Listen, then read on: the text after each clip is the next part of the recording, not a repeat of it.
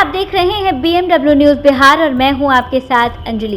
जल संसाधन मंत्री विजय चौधरी का एक बड़ा बयान सामने आया है, जिसमें उन्होंने कहा है कि 2025 के चुनाव की तरफ हम बढ़ रहे हैं।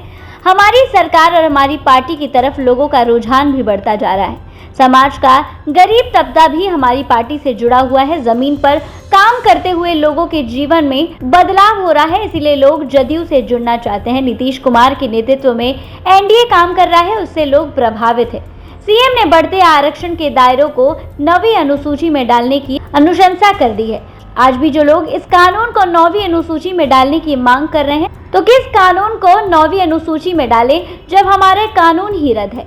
हमें उम्मीद है कि सुप्रीम कोर्ट हमारे पक्ष में फैसला लेगी। कानून बहाल होने के बाद हम 9वीं अनुसूची में डालने की अपील करेंगे। 2019 और 2020 में सीएम के प्रस्ताव पर ही बिहार के विधानसभा में सर्वमत से जातीय गणना की सहमति दी थी। नीतीश कुमार की सोच पर भी दल सहमत है, सबने इसमें समर्थन दिया है। इसको सब खुले दिल से स्वीकार कर रहे हैं। सत्य से परे कोई बात नहीं कर रहा है। सब में श्रेय लड़ने की होड़ मची हुई है। वहीं लालू प्रसाद के एक्स पर मंत्री विजय चौधरी ने कहा है कि लालू प्रसाद क्या थे, किस हैसियत से जाति गणना करवाने की बात कर रहे हैं। उनसे सवाल पूछना चाहिए कि वह किस हैसियत से गणना करवाने की बात कर रहे हैं। हम करते हैं कि इस कानून को 9वीं अनुसूची में डाला जाए, तो किस कानून को डाला जाए? आज तो वो कानून ही रद्द है।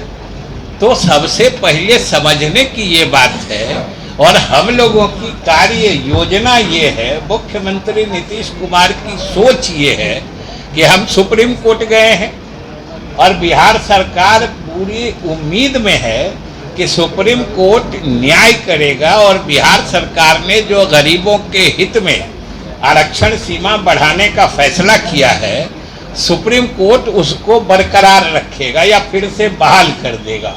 हम ये सोच लगा के बैठे हैं, और जब बहाल हो जाएगा, मतलब हमारा कानून फिर से जीवित हो जाएगा, तब फिर उसके 9वीं अनुसूची में शामिल करने की कार्रवाई के लिए हम लोग बात करेंगे। जिस समय कानून बनाया उस समय भी हम लोगों ने 9वीं अनुसूची में उसको शामिल करने की बात की। आज तो कानून ही रद्द हो गया है, और सुप्रीम कोर्ट से हम लोग उम्मीद लगाए हैं कि कानून बहाल कर दे उच्चतम न्यायालय, फिर हम लोग उसके 9वीं अनुसूची में शामिल करने की भी बात करेंगे, चूंकि हम पहले भी कर चुके हैं। तो आज के समय में इस तरह की बात करना, ये तो हम आप ही लोगों से के माध्यम से बिहार के जनता के अदालत में ही बात रख रहे हैं कि ये क्या है, ये गरीब की हमदर्दी है कि हमदर्दी का ढोंग है। ये तो सीधे समझने की बात है। इसलिए सारे लोग समझ रहे हैं, और जातीय गणना किसके नेतृत्व में हुई है ये भी सारे लोग जान रहे हैं कि 2019 में, ये 19 में और 20 में संयोग से उस समय मैं विधानसभा का अध्यक्ष था। मुख्यमंत्री नीतीश कुमार जी के प्रस्ताव पर ही हम लोग तो 23, 24, 22 से शुरू क्या कि अशोक चौधरी पर कार्रवाई होना चाहिए। अरे हम कोई सेना को नहीं जानते हैं। हम लोग सेना होना से कहाँ मतलब है। सेना तो देश की सेना होती है, बाकी सेना को आप इतना तरजीह काहे देते हैं? अरे हम कह ले कि हमारी कोई अपनी सेना हो गई तो सेना होती है, सेना सिर्फ देश की होती है। जिसके कार्यों की परिणति आप देख रहे हैं कि लोग सीधे तौर पर खींचे चले आ रहे हैं। ये दूसरी तरफ भी अगर आप देखिएगा तो बेचैनी साफ झलकती है। आप अभी कल ही देखे होइएगा कि राजद का एक धरना कार्यक्रम हुआ, और धरना कार्यक्रम क्या था आप सब लोग जानते हैं कि जो जातीय गणना हुई उसमें जो आंकड़े आए, और उसके आधार पर जो पिछड़े, अति पिछड़े और दलित समाज के लोगों के लिए बिहार सरकार ने नीतीश कुमार के नेतृत्व में आरक्षण की सीमा बढ़ाई। जो आंकड़े प्राप्त हुए जातीय गणना से, उसके आधार पर तो वो सरकार ने यहाँ लागू भी कर दिया, उससे लोगों को लाभ भी मिलने लगा। लेकिन जिन लोगों को ये चीज पसंद नहीं आ रही थी तो उन लोगों ने कोर्ट में इसके विरुद्ध याचिका दी और कोर्ट ने उस कानून को निरस्त कर दिया और कोर्ट ने निरस्त किया और कोर्ट ने निरस्त किया। इसका अर्थ होता है कि वह कानून ही रद्द हो गया। आज के मतलब तारीख में या आज के समय में वो कानून रद्द किया जा चुका है। लेकिन सरकार, चूंकि सरकार ने ईमानदारी से ये बढ़ी हुई आरक्षण सीमा लागू की थी, इसलिए सरकार ने तत्काल उसी वक्त जो कानूनी विकल्प उपलब्ध थे उसके हिसाब से उच्चतम न्यायालय में उच्च न्यायालय के फैसले के विरुद्ध अपील दायर कर दिया। और हम लोगों के सरकार का ये स्पष्ट ये सोच है, हम लोगों का मानना है कि गरीबों को ये बढ़ा हुआ जो आरक्षण सीमा है उसके हिसाब से उनको लाभ मिलना चाहिए, नहीं तो उन लोगों के साथ संपूर्णता में न्याय नहीं हो पाएगा। और ये तो दुनिया जानती है, पूरा देश जानता है, बिहार के सभी लोग जानते हैं कि जातीय गणना किसने कराई है। तो आज यह कहने का कोई जोड़ करे कि हमने कराई, हमने कराई है मतलब जातीय गणना का फैसला कौन लेता है, कौन कराता है, ये तो बिहार के लोग नहीं समझते हैं क्या।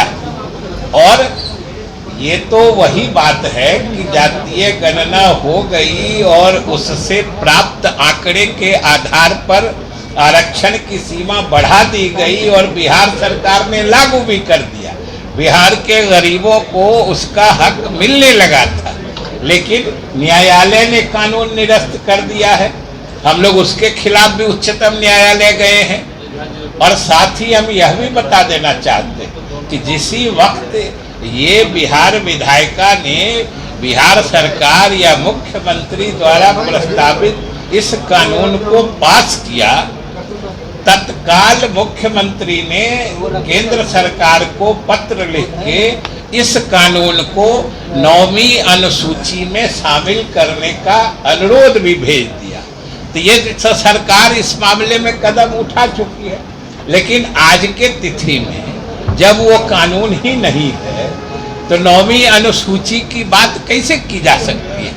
और ये बात अभी जो पिछला विधानसभा सत्र था, जो मॉनसून सत्र था, उसमें भी एक हमारे साथी ने, विपक्ष के साथी ने विधानसभा में ये प्रस्ताव लाया था। तो हमने कहा था, विधानसभा में कहा था, लेकिन हमको आश्चर्य। प्रसाद यादव ने एक ट्वीट पे कहा है कि आरएसएस और बीजेपी से कान पकड़वा के ही करवाएंगे आरक्षण वाला। अभी उन्होंने लौटे तो वो कहे हैं, तो आपने समझिए आज तक ऐसा कभी कोई कर पाया है ये सब। अच्छा, एक चीज हम आप लोगों से भी आग्रह करेंगे कि कोई अगर इस तरह की बात जो आपकी भी समझ में आए कि ये संभव नहीं है, उसको कृपया आप भी तरजीह नहीं दीजिए। अब किसी को सेना बना देते हैं, भाई सेना तो हम लोग देश की जानते हैं, और तो कोई दूसरा सेना होता। विधानसभा में चूंकि आसन पर हम ही थे, मुख्यमंत्री के प्रस्ताव पर बिहार के विधानसभा ने सर्वसम्मत, यानी सभी दलों के विधायकों ने उसको अपना समर्थन दिया था कि जातीय जनगणना होनी चाहिए और जातीय गणना बिहार में हो। इस संबंध में भी सरकार ने फैसला लिया और हम लोगों ने अपने स्तर से कराया। ये बात सही है कि हम लोगों के मुख्यमंत्री नीतीश कुमार के पहल, सोच और इस निर्णय पर सभी दल सहमत हुए। इसमें हम कोई छिपाना नहीं चाहते, सब दल तो सिर्फ सहमत थे। ये सोच और गरीबों को हक दिलाने की बात की शुरुआत, पहल और निर्णय ये सिर्फ और सिर्फ नीतीश कुमार का था। इसमें सब लोगों ने साथ दिया है, तो इससे कोई इनकार नहीं करता कि सबने विधानसभा में इसमें समर्थन दिया था, किसी ने विरोध नहीं किया था। लेकिन सोच तो नीतीश कुमार की थी, ये परिकल्पना तो नीतीश कुमार की थी। ये भी सब लोगों को खुले दिल और दिमाग से स्वीकार करना चाहिए। हम यही चाहते हैं और आप लोग भी इस बात से अवगत हैं कि मैं कोई दिखावटी या काल्पनिक या सत्य से परे कोई बात मैं नहीं कर रहा हूँ, ये सब आप लोग समझ रहे हैं। तो हमारा यही आपसे निवेदन है कि ये जो मुख्यमंत्री ने बढ़ा हुआ आरक्षण सीमा लागू कर दिया, अब सब लोगों को लग रहा है कि अब इस श्रेय लेने में हम कैसे घुस जाए। तो भाई जनता तो सब कुछ देख समझ चुकी है ना। ये इस तरह से उनका अकारण जबरदस्ती श्रेय लेने का प्रयास सफल नहीं होने वाला है, ये उनको समझना चाहिए। हमने यहाँ करवाई उसी तरह से उन्होंने पहले तो ये समझ लीजिए ना, आप क्या सोचते हैं कि ये जातीय गणना किसने कराई? अगर कोई अगर कोई दूसरा आदमी बोलते हैं जो जातीय गणना हमने कराई, तो ये तो आपके सोचने पर निर्भर करता है ना। आप उनसे क्यों नहीं पूछते हैं जो आप क्या थे, किस हैसियत में आपने ये फैसला किया था? फैसला तो मुख्यमंत्री लेता है, बाकी लोग तो साथ देते हैं। एक सवाल कहीं उदाहरण मिला है 18-20 साल के इतिहास में जो नीतीश कुमार कभी किसी के दबाव में आज तक आए हैं? आज तक सुना है? नीतीश कुमार झुकते टिकते नहीं हैं, वो अपने सिद्धांतों पर और अपने तबीयत की राजनीति करते हैं। और यहाँ हमारे दोनों साथी मंत्री लेसी जी और जमा खान साहब, गांधी जी और नवीन आर्या जी और अरुण जी, और यहाँ जो हमारे साथ पीछे नौजवान साथी लोग जो समस्तीपुर के हैं और आज जिन्होंने पार्टी की सदस्यता ग्रहण की है, और हमारे सभी मीडिया के साथी, आपको हमारे प्रदेश अध्यक्ष जी ने बताया कि एक तरह से ज्यों-ज्यों 2025 की तरफ हम लोग बढ़ रहे हैं, वैसे वैसे आप स्पष्टता से देखिए कि हम लोगों के गठबंधन पार्टी और सरकार की तरफ लोग अधिक से अधिक मुखातिब हो रहे हैं, और आपके सामने उसका स्पष्ट प्रमाण है।